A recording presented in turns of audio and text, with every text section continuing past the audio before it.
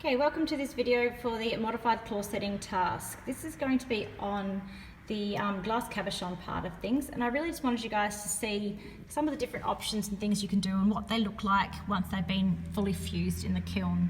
So for most of these I haven't actually cut much in the way of the materials. I've mostly just used some of the bits of scrap and just kind of dug around until I found bits and pieces that I felt would work for them. I'm using what I know of the 6mm rule to kind of make this work in my favour and to give me the kind of shapes that I want. So with these two here, for example, I know that on the one on the right, the blue one with the red bit on top, that is going to pull back at that point quite significantly. Okay, that's going to be quite rounded, whereas the pink one won't be as rounded because it's got the double layer almost at the same kind of thickness, and it's about 3mm thick glass, all of this. Some of them have done 3 layers high, and I'm really expecting those to round off quite significantly, as well as the smaller ones with the 2 layers. They're going to be more squarish. Okay, so I know that I'm going to get a few of those. These other ones here where I've kind of got 1 layer and then 2 layers and 3 layers, I'm hoping they're going to create kind of like a really kind of bulby kind of feel as a blobby along the way. And I don't know what this is going to do. We'll see what happens. That one there's a bit of the fettuccine kind of style glass that's been curled around. You can see how the glass will actually change colour. That top one will be completely transparent red by the time it's fully fired. Everywhere it's already been heated has changed colour already. All right, and I've got some confetti glass over the top of a piece of glass that it was a bit of a crappy colour I didn't really like. That's got some bits and pieces off the side that are going to not do much. And I'll probably put way too much on there, but that's okay, we'll see what goes.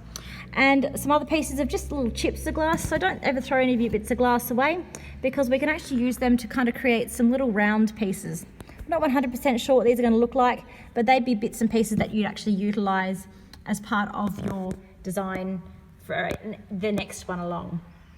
Okay, so now I've seen all these, I've taken some good photos of them too, hopefully, so that will help as well. We're going to start the kiln. Okay, so that was just stopping the previous program. Yes, I want it to be glass. Yes, it's System 96. Actually, I'm going to go from being a laminate to, fuse. I want it to be the fast fuse because they're only small pieces. And it's now ready to go, and that's it. And that's all good to go. So I'll come back, hopefully, when it is all completely done. Bye-bye. Alrighty, so we're back in the next day, and you can see that on the side here it's reading that it is complete CPL and 25 degrees inside the kiln. So let's go have a look at some of our pieces. Alrighty, so they're looking quite cool. They've done a full fuse as we set. And some of our confetti glass is balled up quite nicely in and around the confetti that we had. And other ones have turned out quite nicely as well. So let's have a look at each of them kind of individually. Okay, so we had this one here that we had the different kind of shapes with a little bit of dichroic on top. It's just melded in quite nicely. Where the two pieces didn't quite overlap in various places, the glass has done a few different things. And it's just caught the kiln shelf a little bit down the bottom here and left a little bit of a spike we're going to take off later on. Okay, this one here didn't actually go quite as I was expecting. I was kind of expecting this here to pull back quite a bit more, but it obviously didn't want to move too much. You can see again that overlap where it kind of went bigger, it overlapped more on the end there.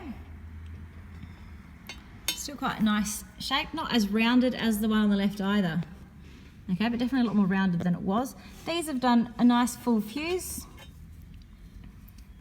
You can see how that's kind of melted. The black on the side of the glass has kind of created a bit of a boundary around the dichroic. This one here would have had clear on top of the dichroic. This would have been 3 layers thick, and that's small enough that it's done this nice neat meld mesh into it. And you can see where the clear is given a really different look to the dichroic. This one here, I quite like how this one's turned out with those 3 lumps and the little bit of darker purple in that bit there and the green in the background. It's kind of really molded in quite nicely. Just a little bit of texture still from those lumpy bits, not quite flattening all the way out, but that's okay. That's quite nice how that's happened. This one down here that didn't fully fuse in, okay, the glass is still kind of almost sitting on top. It's a bit of a shame. I would like to have seen what they look like with the green glass over the dichroic, but that's okay. Still got there. Okay, I actually think it would be quite nice to have green completely over that dichroic. It's left a really nice finish on it.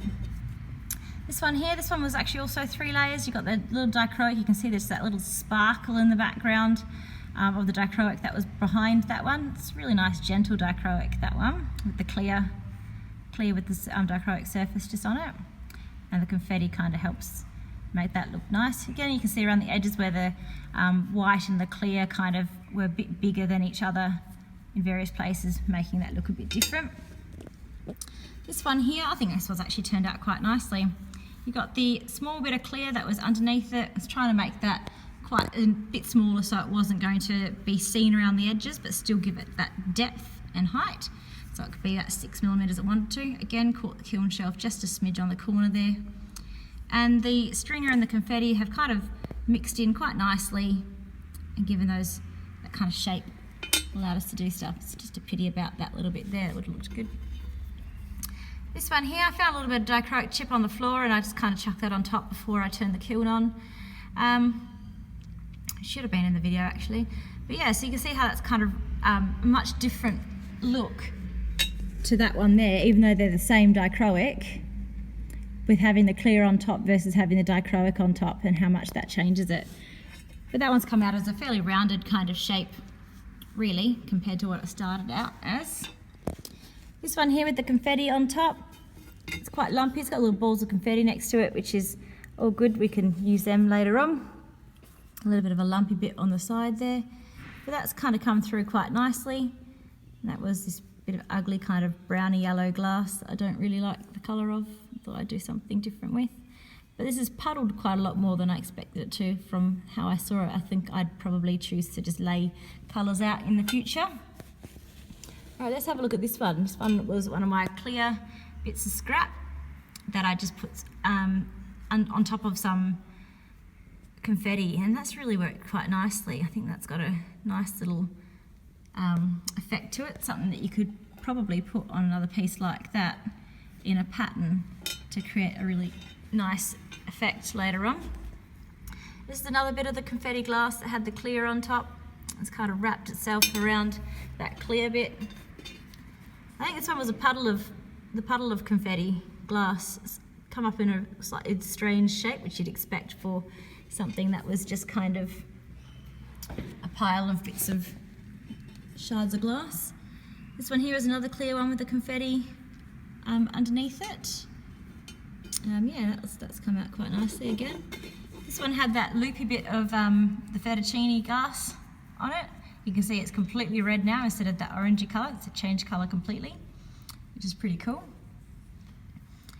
Okay, that's come out. It's got that texture to it as well. It's got that height across the surface, slight texture there. This one, I'm really happy with this one, how this has turned out, exactly how I wanted it to be with this kind of lumpy look. You can have a look at the back and see how that's kind of worked as well. Again, it's caught the shelf just a smidge on that bit. Not all of them have, just occasionally. The shelf probably needs redoing. But yeah, that's kind of complementing each other nicely, all those colours. A few more bits of confetti and clear. This one had the confetti on top instead of underneath it. And we can see the kind of difference that gives. Another puddle and confetti and another bit of clear glass with confetti. This one here. All right, you can see that orange has now gone completely red on that top piece, which I knew would happen, but you didn't. Okay, so sometimes those colours do change. I really like how that green bit that was hanging over the edge at the top and bottom has kind of draped over the edge just that little bit. Not so much that it kind of leaves a puddle, a little lump somewhere, but just enough to kind of not stop right at the edge. And that those little pieces have pulled in just a little bit, but you can still see the other colours raised over but melted down. It's got this lovely kind of texture and movement to that surface. Alrighty, so that's all our pieces and how they've ended up. It's nice.